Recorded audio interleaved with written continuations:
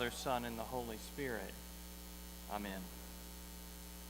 From our appointed psalm, the fear of the Lord is the beginning of wisdom. In seminary circles, the term ontological is employed to describe deep spiritual occurrence or change.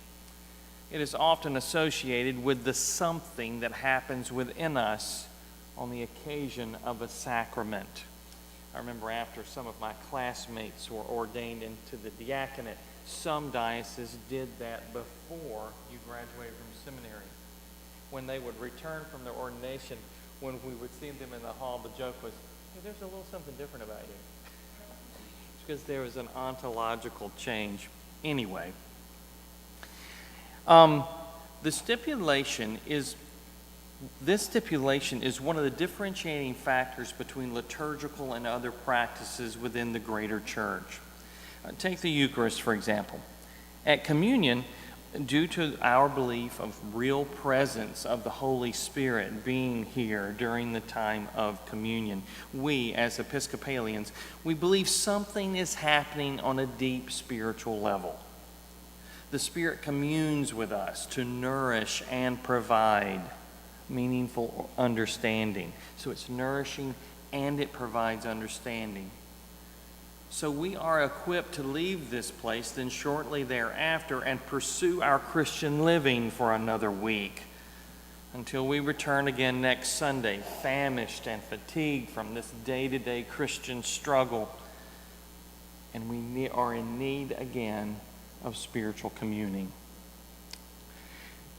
Growing up Southern Baptist, we did it a little bit differently. The Lord's Supper was an ordinance. It was a regulation. It was required of us. Similarly, we follow city ordinances regarding stop signs and littering. It was a rule to follow. At best, it was a symbol. But nothing was going on at a deeper level. Ontological significance would suggest the contrary. We in our participation, and not just in the consumption of the bread and the wine, but in the entirety of the act at table, we are transformed. Something happens on a deep spiritual level. We become connected to God and each other. It's a beautiful thing if you think about it. Real beautiful. Interesting encounter in today's Old Testament reading, didn't you think? Solomon, David's successor and second-born son of Bathsheba, that Bathsheba, well, he's been installed as king. As part of his institution, he goes to Gibeon. Who doesn't, right? And he offers ceremonial sacrifices and prayers, and afterward that night, the Lord appears to him in a dream. And what appears to be a test that Solomon aces. God offers him anything he wants. Wow. Talk about hitting the lottery, right? What would you ask for? Anything you want, from the source that can provide it at any length that you desire. Okay, a little side note here. Do you notice that David during today's reading is praised by Solomon, his son, and God for being stalwart and upright and faithful? Somewhere Uriah the Hittite's camp groans. Again, last week's point that we are not defined by our failures, instead by our overall effort and attempt to follow God. See, that's reiterated. That's why it's grace. It isn't allocated based on your deserving or your earning. It wouldn't be grace then, would it? It is due God's benevolence. Well, to God's delight, whether it was because Solomon answered rightly, righteously, or because Solomon knew that it was the correct answer all along, or because he feared answering incorrectly. It is God after all. Remember, fear is the beginning of knowledge and wisdom. Regardless, Solomon requested an understanding mind so that he might govern God's children. Good answer, Solomon, right? By the way, did you love those little extra points he threw in? Did you hear the one about how he wanted to make sure that he cared for God's children who were so numerous that they cannot be counted? Well, that's an obvious reference back to the Abrahamic covenant. Remember when God promised Abraham that his lineage would be so many that it would outnumber the stars in the sky and the sand, the grains of sand. And then there was that reference to coming in and going out. See, that's a reference to Torah, because Torah was placed on their gate posts, and as they were coming in and going out, they would kiss it and touch Torah. So they took Torah with them. They took those teachings with them. So here's Solomon, like a good salesman, kind of greasing the wheel, so he can kind of get what he wants by kind of buttering up to God. And if anyone could see through all of that, it would have been God, right? Yet God grants the request, and God also, much to Joel Osteen's delight, just lavishes him with wealth, right? With all this reward. So what did that mean? Well, it meant wealth, it meant power, it meant land, it meant wives, it meant concubines, it meant sons. Why? Because this is the Old Testament after all. Remember, righteousness yields blessing in the Hebrew mindset.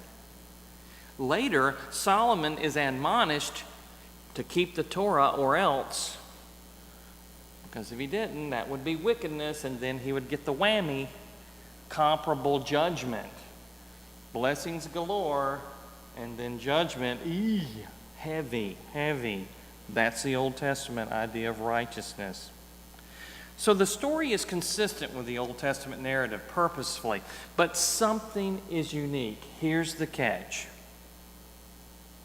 Even if Solomon was just playing his cards purposefully, okay?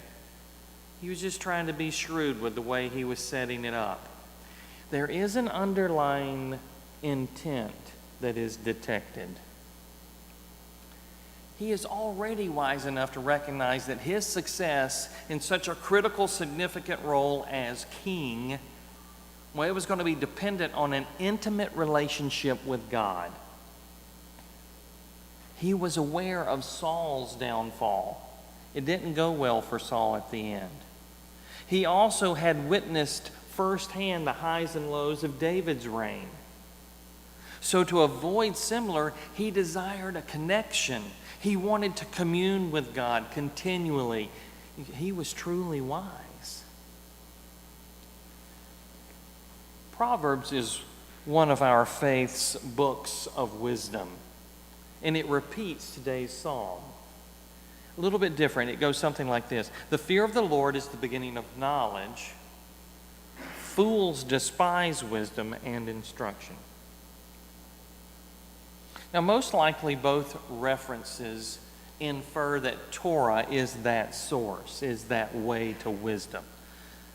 That was the Old Testament approach. But Solomon takes a more direct route. Did you see that? Solomon goes to the source of the source.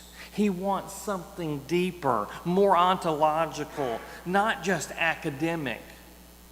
Now, the Jewish argument would be that an in-depth, intimate knowledge of the law would be ontological. That is most likely true, and its validity not to be discounted. However, Solomon's actions, and moreover, God's response, convey that it's not the only way. Another pathway had been opened. Something other than Torah. This is a big breakthrough, a huge breakthrough in the Old Testament. Let's look at Ephesians. Our author warns us not to be like unwise people. This is clearly a reference, and if in a Jewish context would denote Torah, the fountainhead of wisdom. Basically what you're hearing here is, don't get caught up with the unrighteous people. I can hear my grandmother's voice in the back of my head. Be careful of the company you keep. The catch here is that this is a Christian writing. The audience here, Jews and Gentiles. The Pauline corpus by this point has already firmly established that Gentiles are not bound by Jewish regulations. You don't have to do all that to be in the fold. So this wisdom then, not to be like the unwise, Ephesians said, it must come from elsewhere. Ephesians continues and says, you are to be filled with the Holy Spirit. Now, this is an interesting word in the Greek here. This word filled, the verb is the same word used in the Gospels to denote possession. Demon possession. In this case, though, it's possessed by the Holy Spirit. And that is a spiritual occurrence. Ontological even. We are challenged to seek unification with God via a communion with the Spirit. This is our source of wisdom, according to Ephesians. Well, previously we have discussed the doctrine of Imago Dei, being created in God's image. This idea is that we are like God, not the same as God, not the same level as God, but like God in that we are reasoning beings. We have the ability to reason. This does not suggest that we are like God's physical image or that God has physical features similar to us, just bigger or something, with bigger hands or something like that. We use that way to describe God. That's called anthropomorphical. Anyway, I'll think of that word in a minute. But anyway, we use that way to describe God. But God isn't like us in that way. We are not like God in a physical sense. Our resemblance to God, anthropomorphical. Our resemblance to God is in our ability to reason. Imago Dei. Here's the zinger. You ready? Spiritual connection, communion with the Spirit. At table, at home, at work, even when you're driving in rush hour traffic. As the general Thanksgiving from the daily office says, not only with our lips, but in our lives. Communion like that with God. It awakens and enhances our God likeness. Our understanding can be unlocked. Something that, quite frankly, many of faith circles avoid. They impede that. They fear it. It's not very manageable, you see. It doesn't always agree with absolutes or fundamentalism, but it is the beginning of wisdom. And Solomon already had it. It's the point that Jesus is saying. Now for the 5th week in a row, I am the bread of life. Ego eimi. I exist as. I am the bread of life. I am your sustenance. I am your understanding. I am your wisdom. I am your existence. I am your being. It's becoming one with Christ. It's communion. Those who eat my flesh and drink my blood abide in me, and I in them. Amen.